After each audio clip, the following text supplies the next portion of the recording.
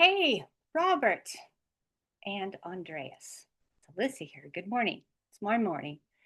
Um, I did a video yesterday, video letter number 9B, and I'm not going to be sending it because I worked yesterday from 9 to 4 o'clock with customers, clients, and by that time my head was done. Um, and so that's one of the reasons too that I'm doing this video letters. I don't trust that I can remember a lot of the information that I'm going through. um yeah, i just yeah i I just think for some reason it's just going to go away. People can't take away my education, but for some reason I have this deep-seated feeling that uh dementia's in my future. So and that comes from my mom. And when I woke up today, I have my own treatment today. That's why I'm in a t-shirt and no makeup. Uh, Nice thing is that this Zoom video kind of filters my face, so you don't get to see the true face. But I woke up today feeling like I got hit by a truck. So I'm very much worried that massage therapy might not be in my future. And that scares me because this has been my profession since 2002. So, when my mom told me that she woke up feeling like she got hit by a Mack truck, um, her doctor, a very good doctor, general practitioner, kind of was willy nilly with her depression medicine. And that's not necessarily the cause, but from 2001, when I started massage therapy school, I thought, this is the time that I can help my mom because all of my life she had had chronic pain. So from Vioxx to Celebrex to all sorts of things that help treat her fibromyalgia to sleeping pills, um, those were good patches for a while. But I thought when I went through massage therapy school, this whole thing about massage, this can help her. And I found out a whole new world with what we call alternative therapies, which, you know, hypnosis didn't really work for her. Acupuncture, I'm not sure, but I met a great acupuncturist, Abby Miller, in Des Moines, Iowa. She was absolutely fantastic. And we went down a lot of rabbit holes, and we saw a lot of doctors, and we even went to Chicago for Dr. Andrew Weil's integrative medicine clinic, and that proved not to be a good situation, but we did find acupuncture from it. But my mom uh, in 2002 started to develop depression, and maybe she'd had depression in the past, but she'd always gotten over it. So I thought she'd get over it. And by 2005, that's not the case. She called her deacon of her church, and they had a conversation. And she said, these sleeping pills, I'd like to take the whole bottle and not wake up. So that's a clear red warning sign that something's not right, right? I mean, the body is designed to thrive and survive. I mean, we saw Danielle, and that little girl from being born to 7 years old, her body adapted so that it could survive the horrible situation that she was in. I mean, her body taught itself how not to get creeped out when cockroaches were running over her skin. So, um,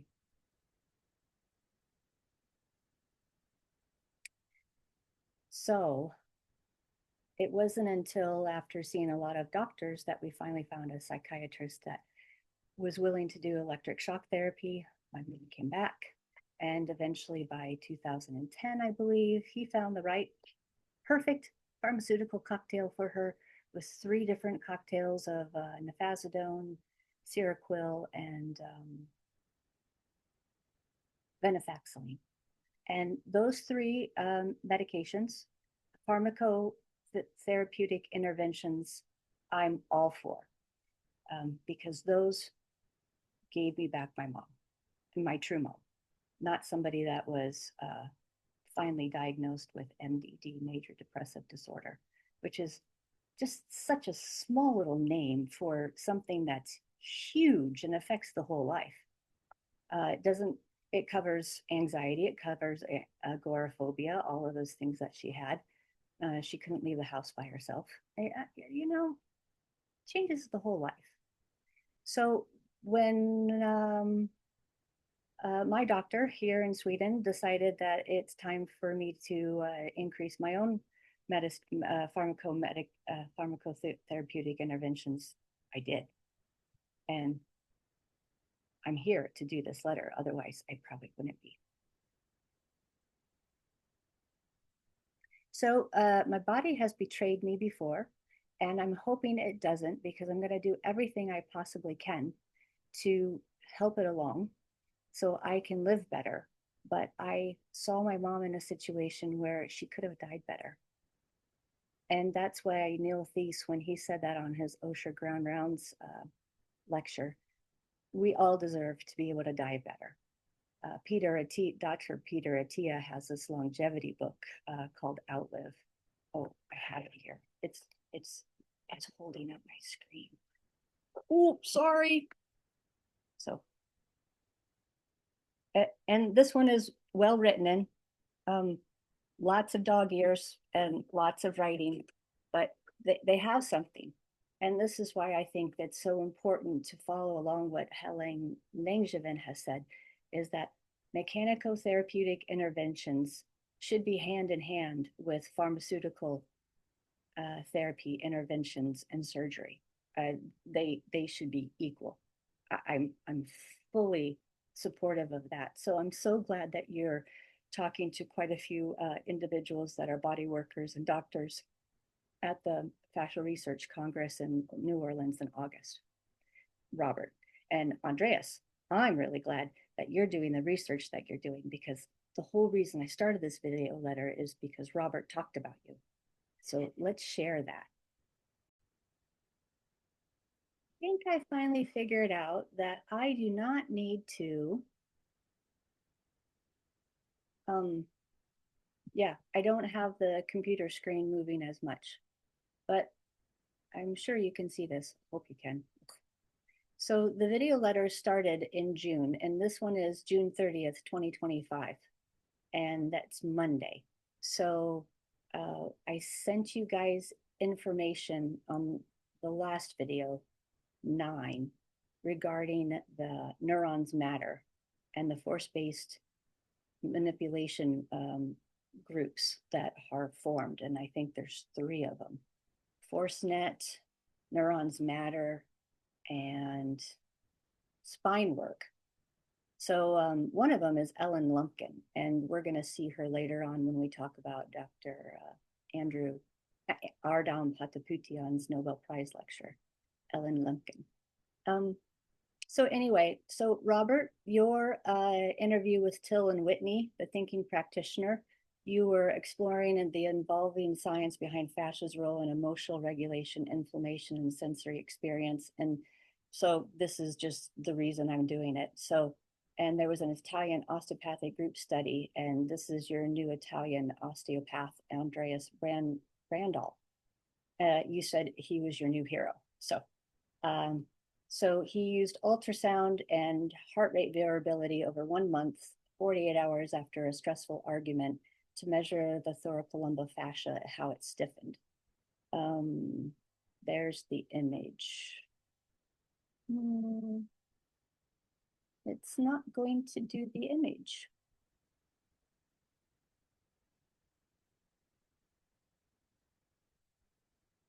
Hang on.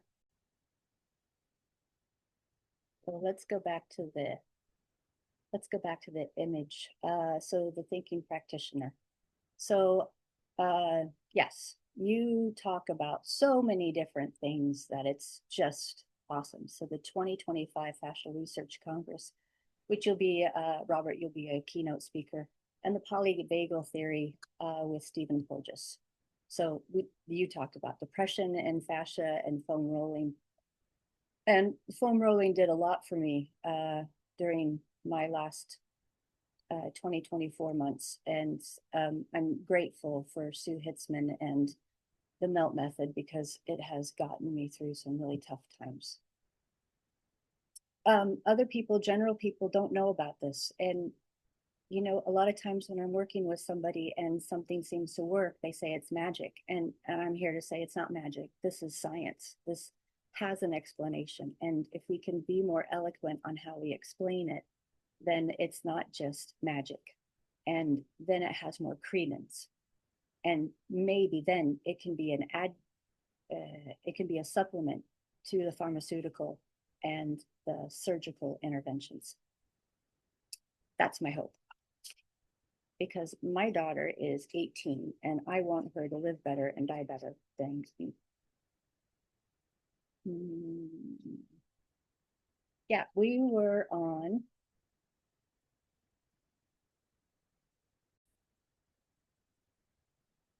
So here's a compilation of what we were on.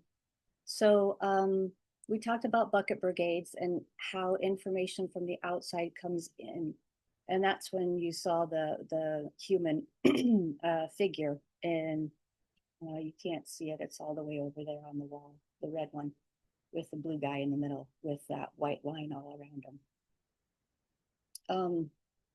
That bucket brigade is something that helps that deep reticular fascia, deep reticular fibers that Dr. Carla Stecco talks about in her fascial system book.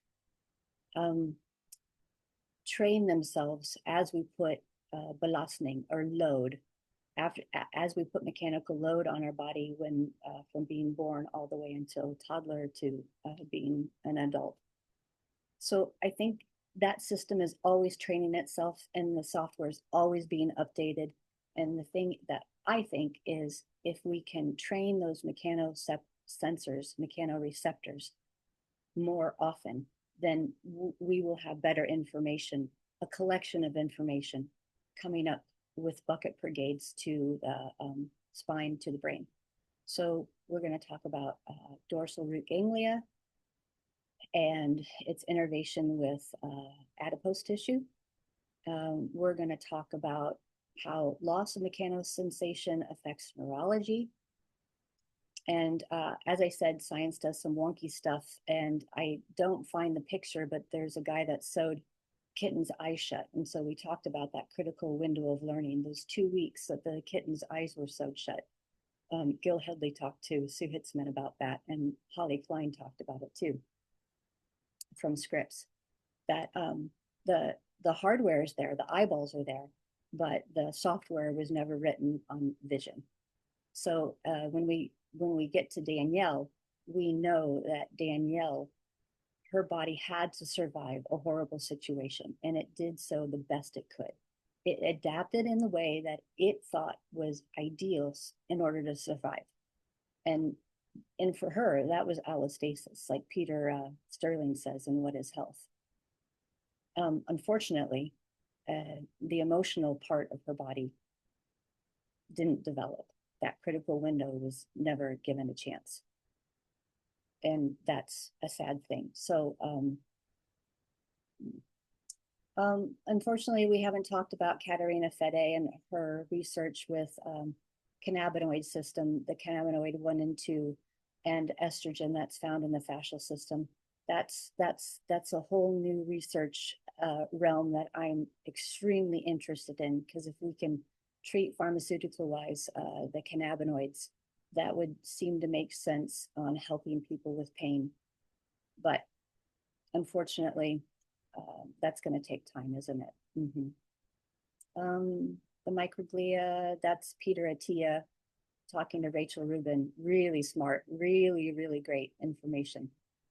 And then my whole idea that I want to get across here, the main theme, the loss of mechanosensation, is neurodegenerative. A lot of times we talk about neurodegeneration and that like Parkinson's, there's an iceberg that you can see, but everything underneath started way before the diagnosis. And Parkinsonianism is what eventually my mom was diagnosed with in her 80s. 82, actually. She died at 83, 81. Yep, 81. And Parkinsonianism diagnosed at that time. What's the use? I mean, these neurologists, which are wonderful people, but their practices are full. And why are their practices full? Why can't we do something before an early intervention to help keep this whole system tuned, trained? So if you're going to learn music, you learn at a young age and you take that all throughout your life. You don't just learn something once, like riding a bike, and then never forget it. Physical entrainment, though, does lead to neural entrainment. We saw that with Yuri Hansen. And so when I think about the loss of mechanosensation, proprioception, smell, and touch, it's a red herring flag that there's multiple systems of decline. It's linked together with cognition, gross motor skills, neurodegeneration, and poor aging. And none of us have to go through that. A healthy fascial system, I believe, is restorative. And the mechanosensation mechanisms is something that we actually treat. Hands-on therapists treat that regularly. And I know I'm preaching to the choir, and Andreas and Robert, you know this, but the average person does not. Still, they come into my little space here and they say it's magic. And I try to explain it's not magic. So if we can be more eloquent on how we explain this, and that's why I'm here, because these mechanosensors, mechanoreceptors, that's a strange word.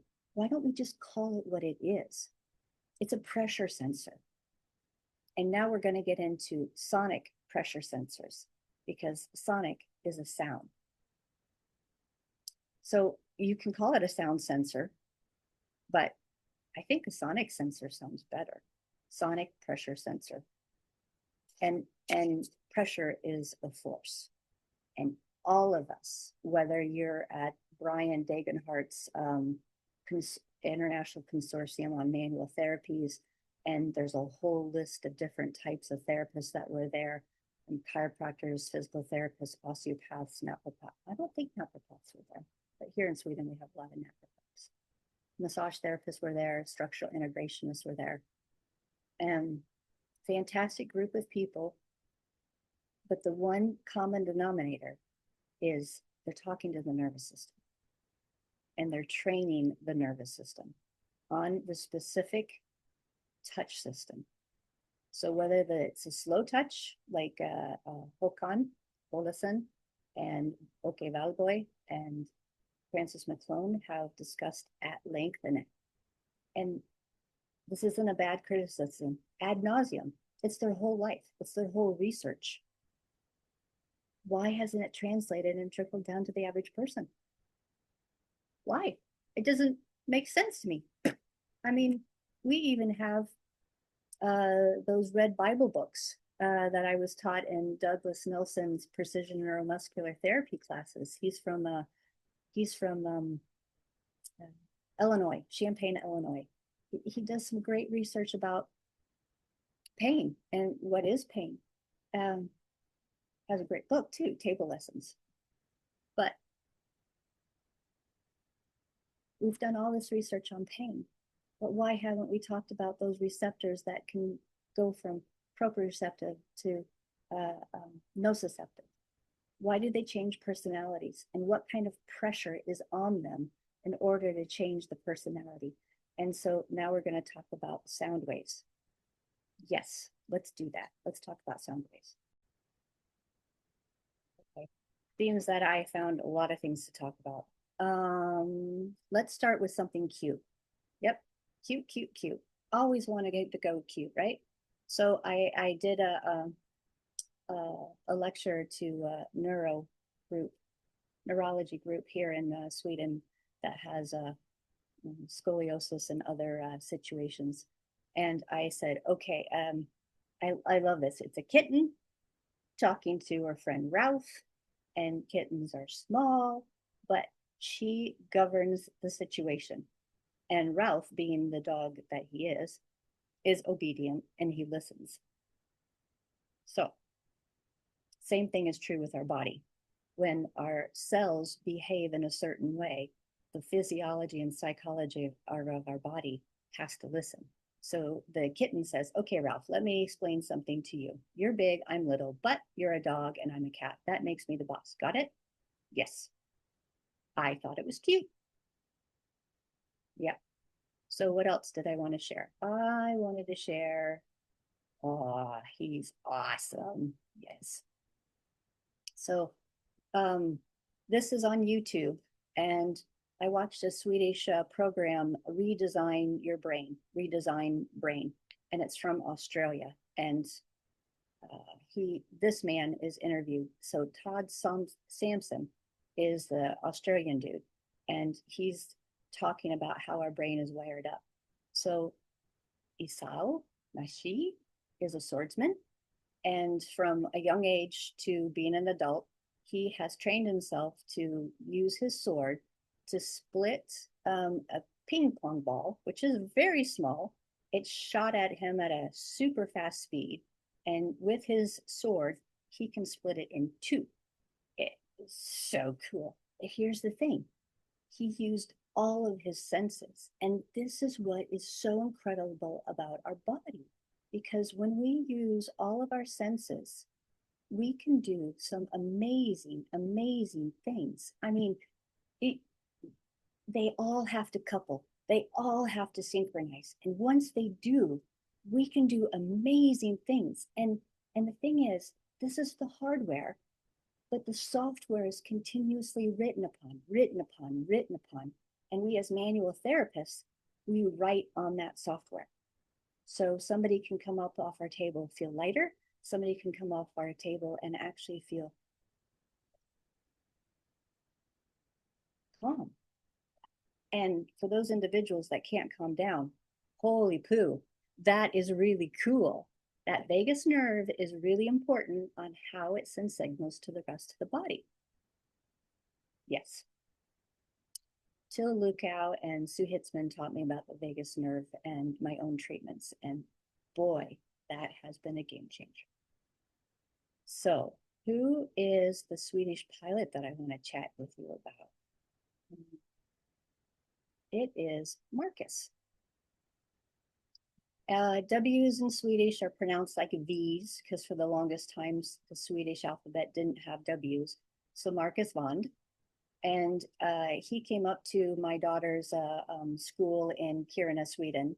And she studied at the Rymdgymnasiet, which is space school. So I call it space camp. So for 3 years, she was up there. And he came because not only is he a Yas Gripen fighter pilot, well trained, he's also an astronaut that went up to the ISS. So super cool. So he talked to them about all sorts of things, and I absolutely adored that he was teaching young people and to get interested in science. Awesome dude, awesome dude. And I was so struck by him that I decided that I'm going to write him a note. And my daughter delivered it, and unfortunately he had a handler, and I think that handler just tossed it in the trash can, which is too bad. But the whole idea of disparate, I did the pronunciation one time, but different sources of information from every different direction come in, and these non-congruent, non-identical, non-typical, untraditional, and untypical information sources all coalesce into the sensor fusion. Now that's how this particular aircraft is designed. It has all the hardware that the pilot is trained on, but without the software, the pilot has a hard time keeping the maneuverability because the plane is designed to be unstable. And the pilot absolutely needs the software so those two things can coalesce and the aircraft can do what it needs to do. So we can have Marcus as the best trained pilot in the world, but if he doesn't have the software, it's very hard to fly this great engineering thing. and first of all, I'm the first person here to say we're not a machine, because Professor Harari has said we have emotion. And this is the thing, when we hear from Dr. Joan on a number of Born to Move YouTube things, Dr. Jones says she was a NASA stress researcher. So she analyzed the stress that astronauts were under, and she came up with a lot of different innovative ways that they can do things. But when they came back from being in space, they did posturography testing. Now, why we don't have posturography testing in doctor's offices, I don't know. But it's the first step in knowing how balance and coordination and proprioception has diminished. And luckily, as Dr. Jones says, then these pilots, these astronauts recover. But it might have to do with their training, because Marcus was well trained. I mean, he has a master's degree. He's a fighter pilot in 2023 to 2014 in the Swedish Air Force. And then in 2022, he went to the European Space Agency, which is like NASA. And he plus 16 others were selected out of 22,000 applicants. I mean, pretty top notch. So there we talk about the Swedish-made Gripen. And the speeds that it can get to is Mach 2. And the wing design and the sensor fusion, the software. And the software is combining sensor data, information derived from disparate, unique, and different sources. So it results in information having less uncertainty. And that would be possible when these sources were used. That would not be possible if these sources were used individually. So when we're talking about coalescing and synchronizing and coupling our physical entrainment, and that leads to neural entrainment, there's our cognition, there's our thinking, there's our emotional regulation. And if some of these are offline and we're young, we figure it out. But as we're older and we lose mechanosensation, or we lose these sonic pressure sensors, we're having problems, and we're not able to detect that with blood work because they're physical.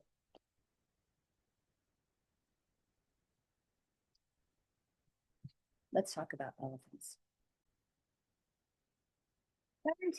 I'm going to have to just share this with you and then do another video, because my appointment is going to be in 20 minutes and I got to get going because I want to take care of myself.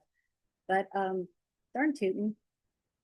So pretty soon we'll talk about sonic sound waves. But I did this class for Listerby. It was an English class in 5th grade.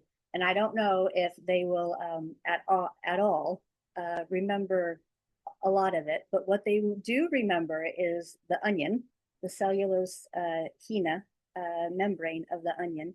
And what they do remember is probably best the elephants. So elephants are pretty cool. And so I did this with them, and I'm going to tell, we talked about, oh yeah, they absolutely love the feeling of, they can hear the sound wave from the tuning fork, but not only can they hear it, they can feel it, because it is sonic pressure, and sonic pressure can be heard and felt. The ear is like this mini fascial system, and we're talking about elephants. Where do we have elephants? Elephants. No.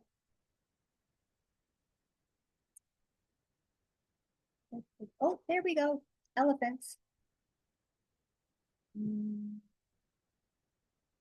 Okay. So this is probably the best way to, yeah, I think this is it. So Caitlin O'Connor and her research group. Let's see, no sharing the screen. Elephants. Do you remember the elephants? Neurodegeneration. We hugged it.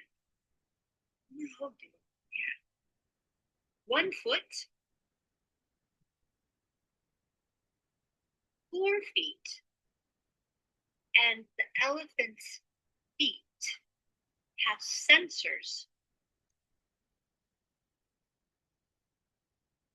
I don't know if I was actually sharing. So let's share it. I feel a little stressed because I have to get out the door. Yes, yes. I don't have a green screen around here, so I'm just gonna do this. Because there I can see my green screen. We have 2 feet. Elephants have 4 feet, and feet have sensors. And Caitlin O'Connor and her group from Stanford University, it took them 20 years to figure this out. So this was not a simple thing. But scientists call the way that they communicate seismic communication, seismic being underground. And the padding of the fat pads is a digital cushion, digits. And they can spread out when they go down on the ground quite a ways.